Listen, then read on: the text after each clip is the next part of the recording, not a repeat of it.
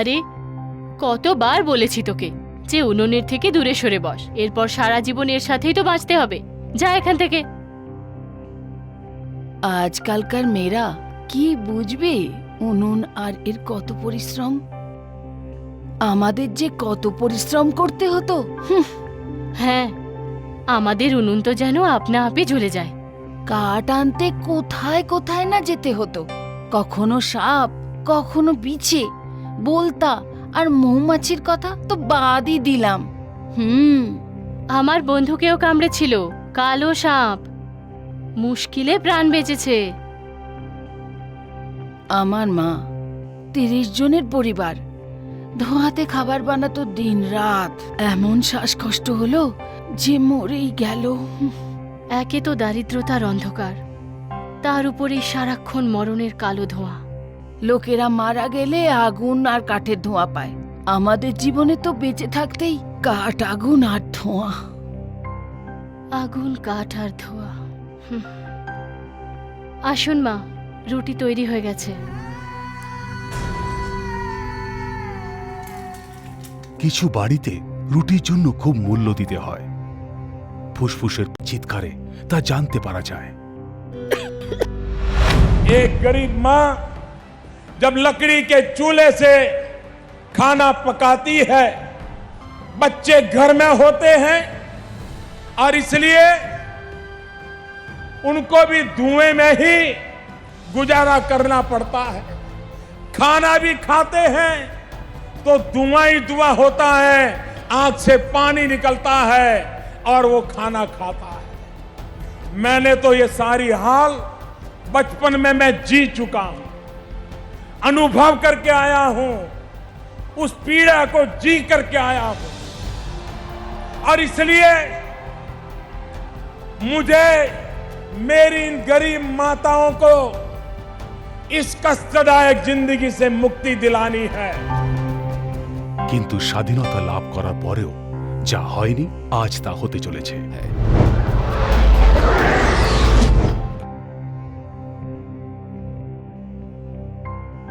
আমাদের প্রধানমন্ত্রী এই মিশন নিয়েছেন যে দেশের প্রত্যেক গ্রাম, প্রত্যেক শহরের সব পরিবারদের এলপিজি পৌঁছতে হবে এবং প্রত্যেক বাড়িকে ধোঁয়াবিহীন করতে হবে।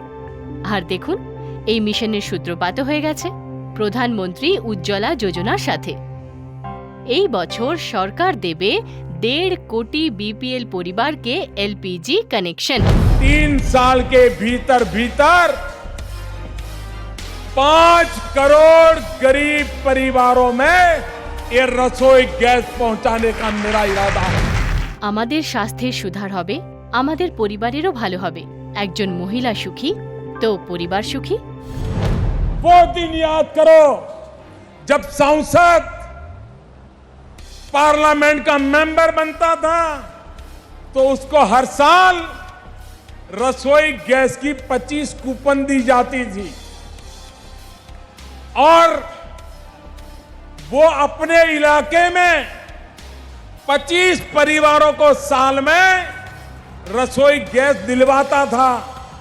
और ऐसे भी लोग थे कि रसोई गैस का कनेक्शन लेने के लिए 10-10, 15-15 हजार रुपया वो टिकट खरीदने के लिए ब्लैक में खर्च करते थे।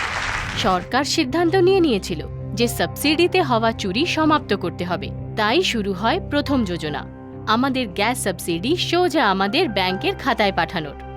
শুধু তাই নয়, এখন এলপিজি কানেকশন নেওয়া হোক বা অন্য কোনো গ্রাহক সেবা প্রাপ্ত করা হোক, এখন আর আগের মতো লাইনে দাঁড়ানোর কোনো প্রয়োজন নেই। এই সব হয়ে গেছে এখন অনলাইন, কম্পিউটার বা মোবাইল দিয়ে ক্লিক আর হয়ে গেল। ये जो गैस की सब्सिडी दी जाएगी वो भी उन महिलाओं के नाम दी जाएगी। उनका जो प्रधानमंत्री जनधन अकाउंट है उसी में सब्सिडी जमा होगी ताकि वो पैसे किसी और के हाथ न लग जाए, उस मां के हाथ में ही पैसे लग जाए, ये भी व्यवस्था करें। যতই করো না কেন, আমাদের মতো লাইনে দাঁড়ানোর লোকেদের সংখ্যা এত বেশি যে কে জানে আমাদের নম্বর কবে আসতো। তো তার জন্য একটি আইডিয়া বার করলেন আমাদের প্রধানমন্ত্রী। উনি নিজে দেশের সমৃদ্ধ দেশবাসীদের তাদের গ্যাস সাবসিডি ছাড়ার জন্য আহ্বান জানালেন।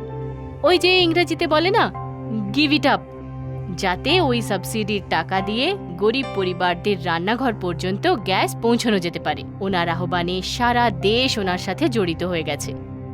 আর অল্প সময়ের মধ্যেই এই গিভ ইট আপ একটি বিশাল অভিযানের রূপ নিয়েছে। ওদিকে দেশের 1 কোটির থেকেও বেশি লোকেরা নিজের গ্যাস সাবসিডি ছাড়ল, আর এদিকে গরিবদের কাছে তৎক্ষণাৎ এলপিজি পৌঁছালো। पार्लियामेंट के सेंट्रल हॉल में मेरे प्रथम भाषण में मैंने कहा था कि मेरी सरकार गरीबों को समर्पित है। ये सरकार जो भी करेगी वो गरीबों की भलाई के लिए करेगी, गरीबों के कल्याण के लिए करेगी। पेट्रोलियम सेक्टर कभी गरीबों के लिए माना नहीं गया था, हमने पेट्रोलियम सेक्टर को गरीबों का बना दिया।